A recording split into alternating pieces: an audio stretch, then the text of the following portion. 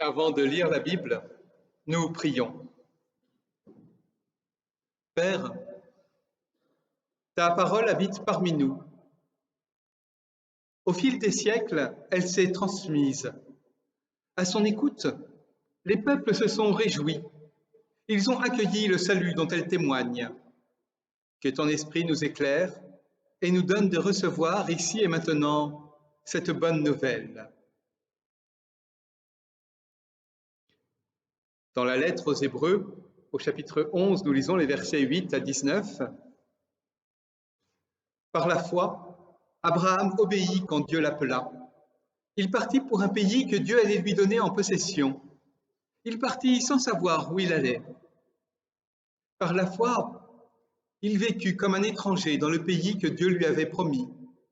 Il habita sous la tente, ainsi qu'Isaac et Jacob, qui devinrent tous deux héritiers de la même promesse de Dieu. Car Abraham attendait la cité qui a de solides fondations, celle dont Dieu est l'architecte et le constructeur. Par la foi, Sarah elle-même, bien que stérile, fut rendue capable d'avoir une descendance alors qu'elle avait passé l'âge d'être enceinte. En effet, elle eut la certitude que Dieu serait fidèle à sa promesse. C'est ainsi qu'à partir d'un seul homme, Abraham, pourtant déjà en âge de mourir, sont nés des descendants, nombreux comme les étoiles dans les cieux, innombrables comme les grains de sable au bord de la mer. C'est dans la foi que tous ces gens sont morts.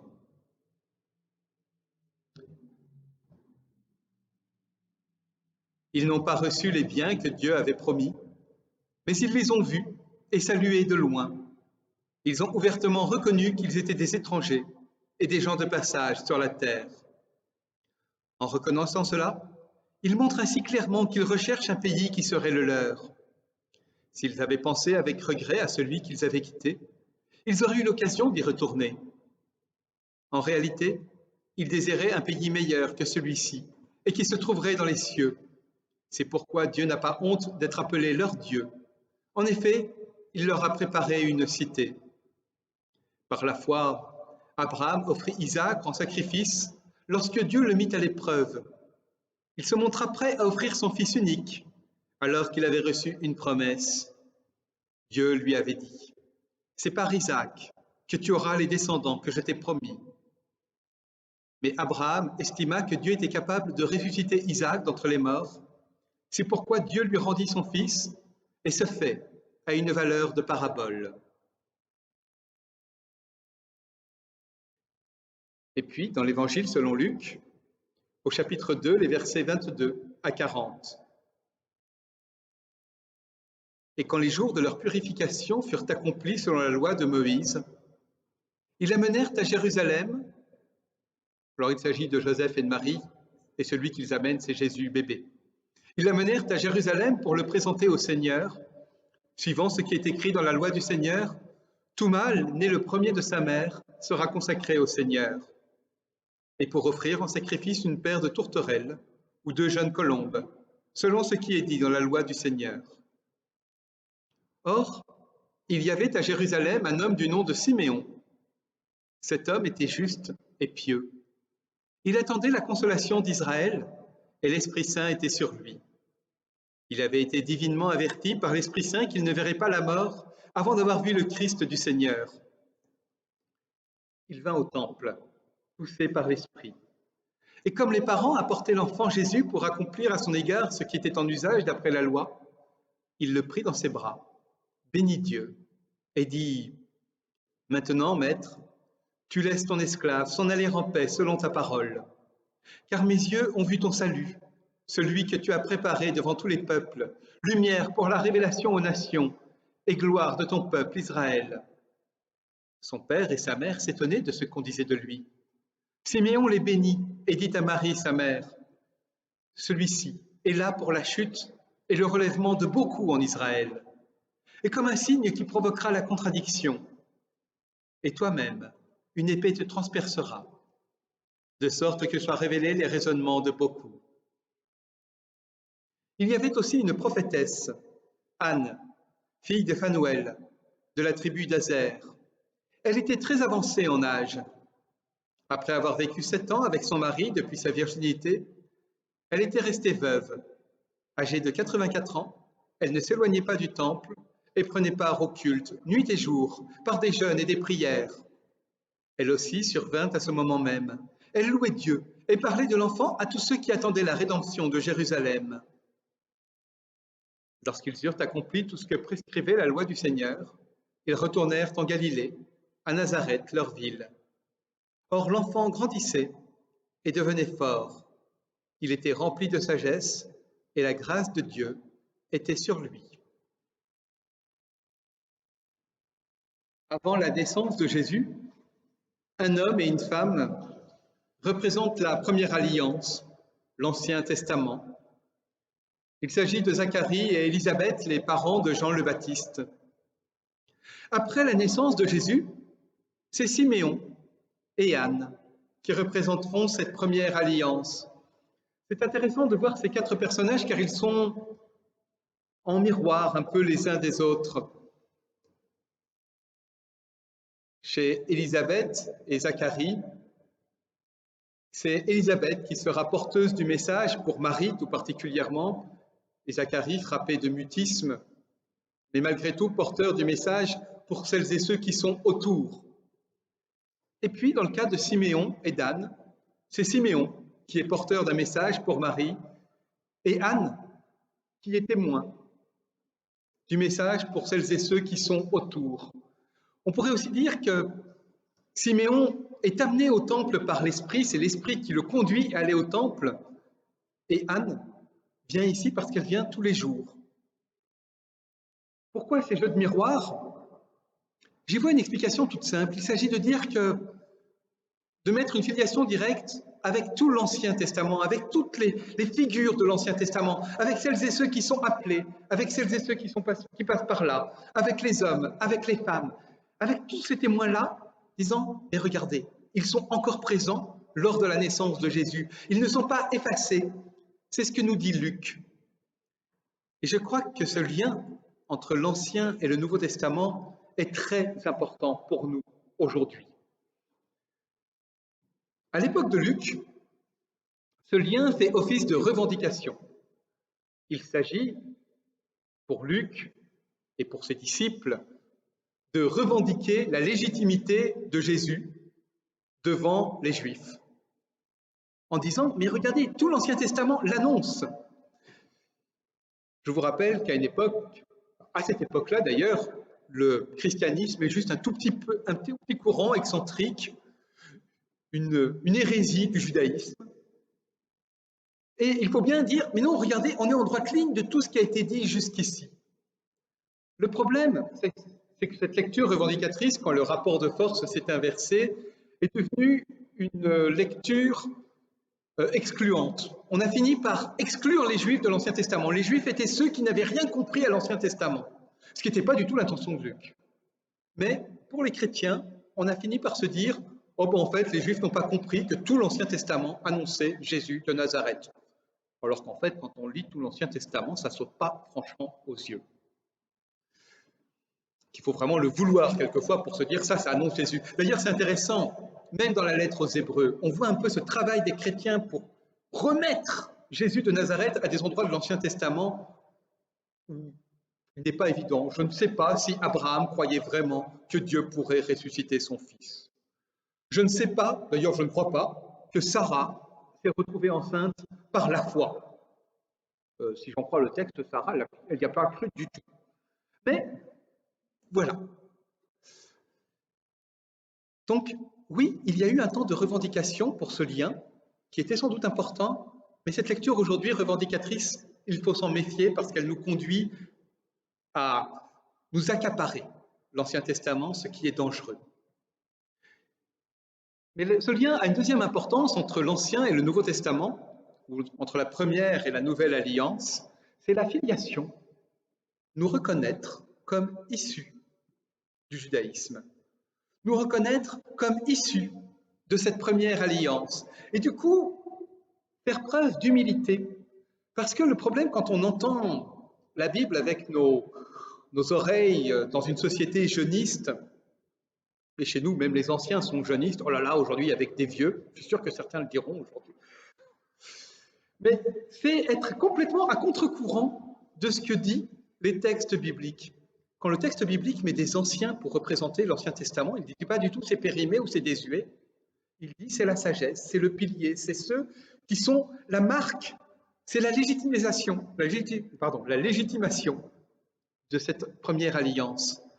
Et reconnaître ici que le peuple juif, la première alliance, ce sont nos aînés, ce sont nos anciens, avec ce commandement qui est encore le nôtre.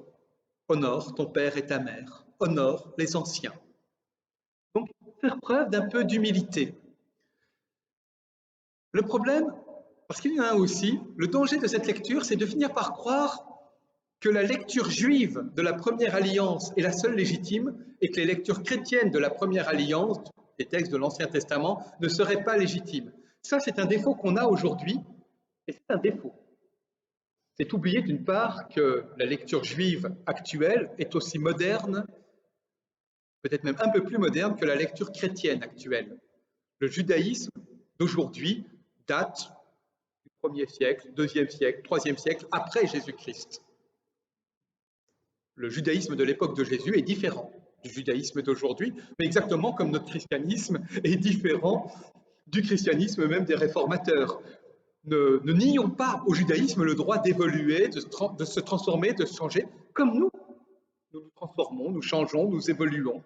Et tout cela est bon, donc reconnaissons cette filiation, mais attention à ce que cette filiation ne soit pas ce qu'on entend quelquefois dans l'Église. Oui, mais qu'est-ce que les rabbins disent de ce texte? Parce que seul ce que disent les rabbins vaut.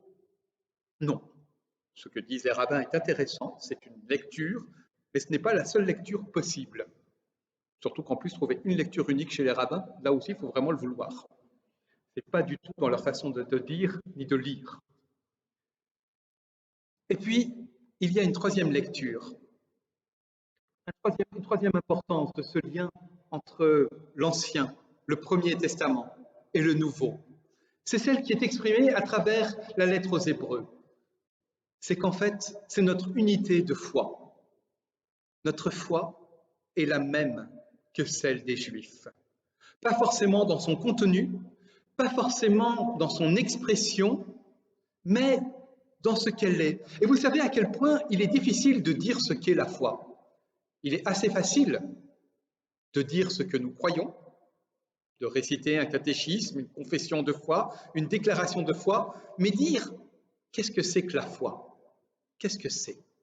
Qu'est-ce que c'est? Pas en quoi je crois, mais qu'est-ce que c'est que croire? Moi, je sais que dans les discussions avec les athées, c'est souvent le moment le plus compliqué. Expliquer ce que je crois, ça va. Mais dire qu'est-ce que ça veut dire pour moi d'y croire, quel est le sentiment? C'est plus que le sentiment, mais voilà, même, vous voyez, même trouver le mot pour dire que c'est compliqué de l'expliquer. Je finis généralement par dire, là, ce que tu me demandes, quand tu me demandes qu'est-ce que c'est que la foi, je finis toujours par dire, c'est comme si un aveugle de naissance me demandait ce que c'est que le bleu. Je ne sais pas, je peux trouver des comparaisons, mais ça sera jamais, je ne pourrai pas lui dire ce que je vois quand je vois du bleu.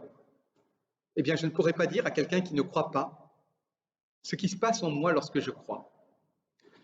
Mais cette foi, si difficile à définir, la lettre aux Hébreux dit clairement que c'est la même qui anime les chrétiens et les juifs. Et il en donne une définition assez belle. Je dis que je n'étais pas forcément d'accord avec la lecture qu'il avait d'Abraham et de Sarah sur certains points, mais d'un autre côté, il dit la foi, c'est ce qui fait que nous sommes à l'étranger. La foi, c'est ce qui fait que nous sommes toujours en décalage avec le monde qui nous entoure. La foi, c'est ce saut dans l'inconnu. C'est ce qui nous fait avancer, partir vers là où nous ne savons pas aller. C'est ce qui nous interdit de nous installer. C'est ce qui est inconfortable. Très souvent, les gens pensent que la foi, c'est ce qui nous permet d'être confortable, d'être en repos. Et ici, l'auteur de la lettre aux Hébreux nous dit non, pas du tout. C'est par la foi que sont partis Abraham. C'est par la foi qu'ils ont habité dans des tentes en attendant d'être dans du dur. C'est par la foi qu'ils ont renoncé à tout ce qu'ils avaient dans la promesse de demain. Et puis, l'auteur de la lettre aux Hébreux nous dit même, et en plus, ils n'ont pas reçu ce qu'ils attendaient. La foi, ce n'est pas une fausse promesse, une promesse qui nous dirait si tu crois, un jour tu auras ta récompense pour avoir cru. Non, Abraham n'a pas vu ce qu'il attendait. Eh bien, nous, chrétiens et juifs, nous vivons cette même foi qui n'est pas un confort, qui n'est pas la certitude que nous allons recevoir de notre vivant, tout ce que nous attendons, ou même après notre mort d'ailleurs. C'est pas ça, la foi. Ça, c'est l'encouragement que nous recevons, c'est les promesses que nous recevons. Et notre foi, c'est-à-dire ce que nous produisons, c'est ce saut dans l'inconnu, mais c'est aussi ce geste double de Siméon et d'Anne. Siméon et Anne sont tous deux âgés. Alors je l'ai dit, ça les pose comme personnes sages, comme personnes légitimes, comme personnes recommandables. Mais ça nous dit aussi que ni Siméon ni Anne ne verront le ministère de Jésus. Ni Siméon ni Anne ne verront ce bébé grandir. Ni Siméon ni Anne ne verront le salut qui se vit sur la croix. Ni Siméon ni Anne n'entendront la résurrection, le message de la résurrection. Ils seront morts avant. Et pourtant, les voilà porteurs de la promesse qui est en ce bébé pour les foules, pour celles et ceux qui verront, pour Marie et Joseph, donc pour Marie qui verra Jésus grandir, qui verra Jésus prêcher, qui le verra mourir, qui le verra ressusciter. Ils sont porteurs de ce message pour les foules de Jérusalem qui peut-être verront plus tard cet enfant entrer triomphalement comme un roi. Ils sont porteurs de quelque chose que eux-mêmes ne verront pas. Eh bien, notre foi, c'est cela. Nous assurons le relais. D'autres l'ont assuré avant nous, et nous l'assurons. Pour les foules qui sont autour de nous, qui sont plus jeunes, qui continueront, nous faisons partie de ce lien en disant « Dieu est fidèle ». Nous ne recevons pas toujours ce que nous voudrions. Nous voudrions que Dieu nous protège contre cette épidémie, qu'il nous en libère. Je ne sais pas. Peut-être. Ça, c'est lui qui voit. Ce que je crois, ce que je sais, c'est que nous tiendrons bon. C'est que l'Église se perpétuera. Je n'entends jamais, quand on me dit l'Église va mourir, l'Église va disparaître. Non. L'Église ne mourra pas, l'Église ne disparaîtra pas parce que là, il y a une promesse de Dieu. Elle changera. L'Église que je connais, ce ne sera peut-être pas celle que mes enfants ou mes petits-enfants connaîtront. Et quelquefois, ça me fera râler. Mais l'Église, elle, perdurera, toujours. Et c'est cela la foi. Se dire, eh bien, j'accepte d'être porteur d'un inconnu, d'être porteur d'un message dont je ne vois que l'ombre, mais de le transmettre à d'autres. Et la foi nous fait rentrer dans une chaîne. Oui, êtes-vous conscient que vous êtes relié à Abraham, à Isaac, à Jacob, à Siméon, à Anne, à l'auteur inconnu de la lettre aux Hébreux, à toutes celles et ceux qui sont venus après, avant, et dont personne n'a vu l'avènement du royaume de Dieu, dont aucun n'a vu tout cela. Mais pourtant, nous l'ont porté pour que ce soit notre espérance. Et demain, nous serons à notre tour porteurs d'une espérance pour celles et ceux qui viendront après. Un jour, la chaîne s'arrêtera. Non pas parce que l'Église disparaîtra, mais parce que le royaume arrivera. Peut-être que nous sommes le dernier maillon. Faut jamais enlever cette possibilité-là. Mais même si nous ne le sommes pas, nous aurons été reliés à ce royaume. Par le passé, bien sûr, mais aussi par l'avenir, par celles et ceux à qui nous allons l'annoncer, par nos enfants, nos petits-enfants. Alors, nos enfants et nos petits-enfants, pas forcément ceux de la chair et du sang. Celles et ceux qui viendront après nous en cette Église et dans d'autres. Nous sommes porteurs de ce témoignage. La foi, la chaîne de la foi ne s'arrêtera pas. Alors, frères et sœurs, eh bien, allons en paix, parce que Dieu nous l'a redit. Nous faisons partie de cette chaîne de transmission et que c'est déjà notre richesse. Amen.